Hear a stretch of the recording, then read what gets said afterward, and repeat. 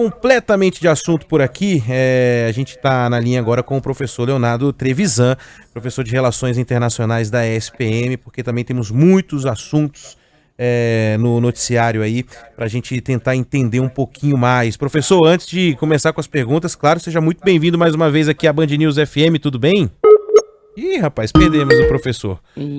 Estamos tentando refazer a ligação aqui. A gente vai falar, né, Thalita, sobre principalmente, você citou aí hoje mais cedo a eleição na Rússia, que gera, claro, também muita expectativa, mas sobre essa pauta, né? O ministro Mauro Vieira, ministro das Relações Exteriores, viaja para o Oriente Médio, vai visitar a autoridade palestina na Cisjordânia. O Brasil se envolveu aí nas últimas semanas em polêmicas, né, em relação a falas do presidente Lula. Então, agora sim, temos o professor Leonardo Trevisan na linha, professor de Relações Internacionais da ESPM. Seja muito bem-vindo, viu, professor? Aqui é a Band News FM, tudo bem? Bom dia, Ivan, bom dia, Thalita, bom dia a todos que nos escutam, obrigado pelo convite. A gente que agradece a sua presença aqui neste sabadão. Professor, nas últimas semanas a gente teve ali alguns ruídos, né, em relação ao posicionamento, ruídos não porque ficou clara a posição do governo brasileiro, mas que gerou ruídos na imprensa, gerou ruídos na oposição aqui ao governo Lula, e agora temos essa viagem aí do ministro Mauro Vieira, ministro das Relações Exteriores, para visitar a capital administrativa, né, da autoridade palestina. Ele vai para a Cisjordânia tratar da crise humanitária na faixa de Gaza. Qual o impacto em meio a toda essa polêmica que foi criada recentemente pela fala do presidente Lula nessa história? Mais um capítulo, né, da atuação brasileira, da atuação diplomática brasileira no conflito Israel-Hamas, né, professor?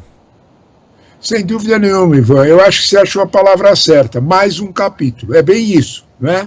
O que a gente consegue observar é que para a diplomacia brasileira, esse quadro já estava mais ou menos construído. Para ser justo, essa viagem já estava, porque viagens internacionais de ministro, ela assim, como é um roadshow, assim, ela vai para vários países, tem que ser organizado com antecedência. Isso estava organizado antes desse conflito com o governo Netanyahu, de Israel, bastante antes. Então, portanto, não é uma resposta ao governo de Israel, ela já estava montada a viagem. Porém, a ênfase na viagem é decididamente uma resposta ao governo Netanyahu, né? Primeiro de tudo é o que você destacou. Ele não vai a qualquer lugar, né? Ele vai à Cisjordânia, ele vai a Ramallah, ele vai ao centro a capital da autoridade palestina. Não tem um recado claro nisso, né? Não é uma visita pelos países moderados árabes. Ele faz essa visita com um sentido, né?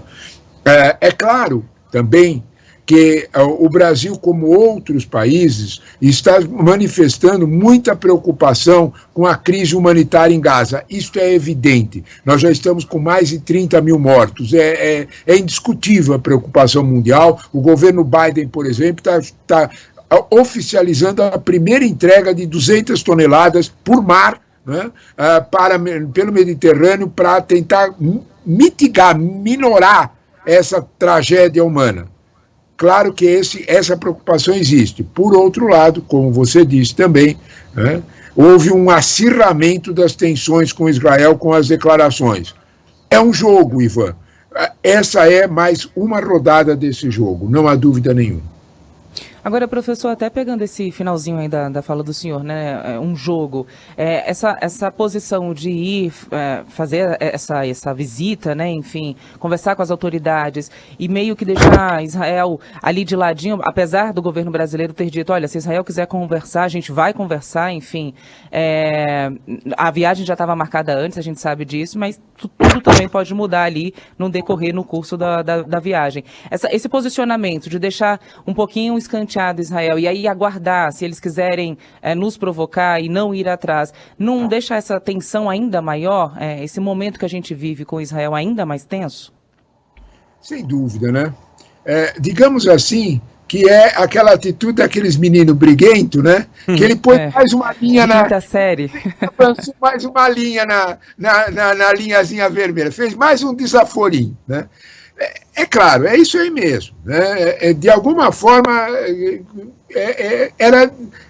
seriam necessários outros passos.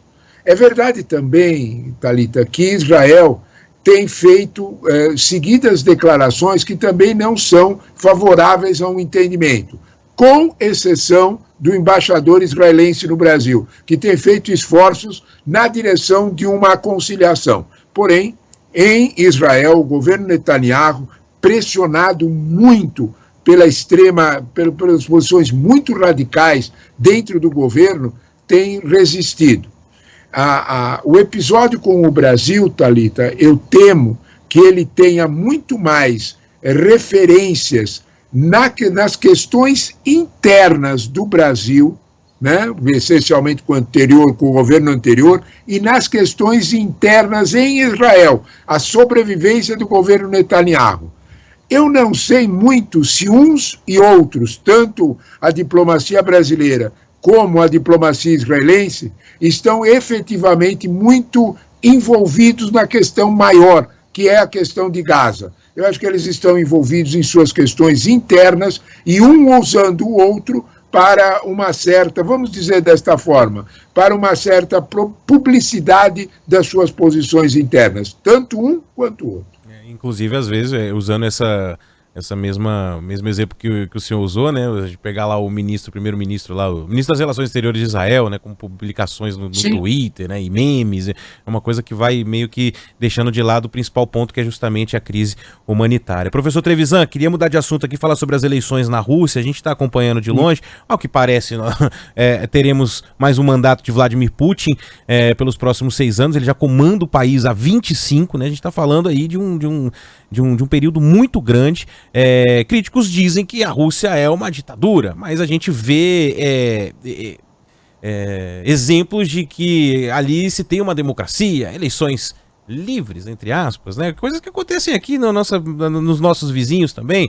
Há toda uma aparência de que há uma certa normalidade democrática, mas que não é a verdade. Eu queria que o senhor fizesse uma análise do o que é a Rússia hoje, em meio à guerra, com um cidadão que está ali sentado no poder há 30 anos, ou vai completar 30 anos em caso de eleito, né? Como é que a gente chama a Rússia hoje no cenário político, professor? Olha, essa pergunta é realmente boa, porque para a gente falar da Rússia hoje, né, a última coisa que a gente tem que falar, sabe, Ivan, é a gente comentar a Rússia hoje, né? tem que ter um espaço maior para falar. Meu caro. Quando a gente olha para a Rússia, a gente tem que fazer uma outra pergunta. Algum dia foi democracia? É isso que a gente tem que perguntar, né? Lê lá o Dostoiévski, lê lá as coisas, vai ver. Isto não quer dizer que a cultura russa, que a sociedade russa, a arte russa não seja grandiosa. E é outra coisa, né? O problema é que, quando a gente olha para a Rússia, né, ela teve sempre esses governos autocráticos desde os czares. Não há mudança. Né? Sabe, Ivan, sem querer fazer um raciocínio muito longo, né, mas esse é o raciocínio. Sabe, a Rússia não teve Revolução Francesa, Ivan. A Rússia nunca se acostumou à construção de democracia, não é assim. Né? Então são 200 anos, 300 anos que isso se solidificou. Para o homem russo médio, para o russo comum, o que é que importa? Né? Eu me faço a tua pergunta também, né? Como é que um país, Ivan, pensa comigo, como é que um país que está em guerra, que não sequer sabe quantos morreram na guerra, porque a imprensa não existe, não tem imprensa livre, então você não sabe quantos morreram na guerra, pode ter sido 100 mil, pode ter sido 200 mil, não se sabe quantos. Né? De alguma forma, quando você olha para um país assim, como é que reelege, e o Instituto Levada, que é um instituto independente, diz que a popularidade do Putin, isso antes das eleições, no ano passado já era de 80%. E maior do que o que era antes da guerra, né? Maior do que era antes da guerra. A minha pergunta é simples. Como é que consegue? Né? A gente precisa olhar para isso, primeiro, com esse passado autoritário. Segundo, a gente tem que olhar que a Rússia, vamos reconhecer, não adianta a gente tapar o sol com a peneira, uma coisa é como a gente gostaria que fosse, outra é como ela é. Vamos reconhecer, eles foram eficientes para lidar com a economia de guerra. Ivan, eles têm prática disso. Lembra da invasão nazista na Rússia? Eles sabem como fazer. Né? Não é muito diferente. Eles fizeram exatamente isso nesse momento. Eles fizeram uma economia de guerra que, de algum modo, impulsionou a economia interna. No primeiro semestre de 2023, o orçamento militar russo cresceu 2 vezes, 2,7 mais de 270%. Em outras palavras, a guerra impulsionou a economia, gerou emprego, gerou trabalho, gerou eficiência, gerou uma situação de renda. Essa situação de renda implicou em controle da inflação, essa situação de renda implicou em juro mais baixo, essa inflação de renda implicou numa vida pelo menos mais ou menos igual à que existia antes da guerra. Só um detalhe para a gente entender do que nós estamos falando. Né? A China vendeu para a Rússia 14 bilhões de dólares em automóvel no ano passado. Eu vou repetir porque parece escandaloso. 14 bi em dólar em automóvel no ano passado. Ou seja, tinha renda na Rússia para comprar carro novo chinês. Isso quer dizer alguma coisa. Se a gente olhar como que isso aconteceu, é claro que nós temos que olhar que as sanções não funcionaram. A China e a Índia compraram petróleo e gás russo. E a Rússia foi muito bem, obrigada. Ivan, nós estamos falando de um país que arranca do chão todo dia 10 milhões de barris de petróleo. 10! Não é pouco, não. E faz dinheiro isso. A guerra foi sustentada com um fundo soberano que a Rússia tinha guardado do que antes vendia petróleo.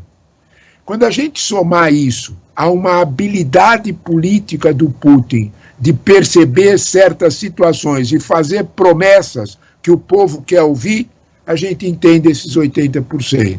A começar, para citar um exemplo das promessas, só que eu já estou falando muito. Um exemplo. A Putin prometeu um financiamento imobiliário com a metade do juro para casais jovens com filhos pequenos.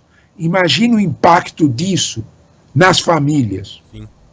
A possibilidade do casalzinho novo comprar a sua própria casa com financiamento favorável do governo. Isso tem um impacto, isso entre outras promessas com saúde e educação. Quando a gente olha para isso, a gente entende 80%. É diferente das nossas ditaduras latino-americanas tradicionais, que têm uma miséria terrível. São quadros diferentes. Isso não quer dizer que ditadura russa é boa, só quer dizer que ela é diferente daquilo que a gente normalmente tem como referência de um governo autocrático. É como se é eficiente, né? O czar Putin, Thalita. Professor, só para a gente encerrar, e a pergunta que todo mundo quer saber, né? Claro que na Rússia o que a gente observa é que nada muda há muito tempo, né? Mas e aí a relação do Brasil? E aí o impacto político, econômico, de relações, de negócios estratégicos? Qual a avaliação que o senhor faz? Essa pergunta é boa, porque o que interessa para nós esse quadro novo na Rússia, né? Bom, primeiro de tudo, a gente compra muito fertilizante da Rússia. Uma economia estável na Rússia significa preço estável de fertilizante. Isso é excelente para o nosso agronegócio. É claro que existem negócios de ocasião. Por exemplo, o diesel. Quando o preço do diesel russo baixou, porque o chinês não precisou comprar tanto, foi de alguma forma vantagem para o Brasil comprar.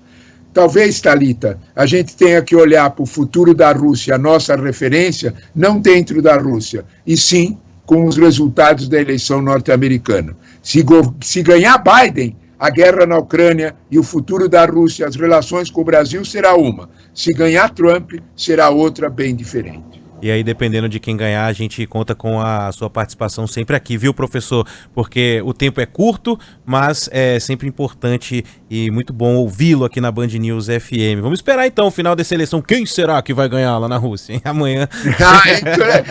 Essa jogada que está marcada, Ivan. Essa eu sou capaz até de apostar 2 tostãozinhos. Pois é. Até amanhã os russos têm para ir às urnas. Aliás, com uma expectativa de comparecimento de 80% dos eleitores, né? Bem grande. Mais alto que o né? anterior. Pois é. É isso que o professor está falando, né? O país, pro russo médio, né? O país está indo bem. Que coisa maluca é a política internacional. Professor Trevisan, obrigado, viu, por atender aqui a Band News FM, mesmo por esse tempinho aqui no sabadão, mas sempre muito bom ouvi-lo aqui na programação. Eu que agradeço o convite de vocês. Bom dia, Thalita, bom dia, Ivan, bom dia a todos que nos escutam. Bom dia, tchau. Obrigada, professor. Bom dia para você também. 8h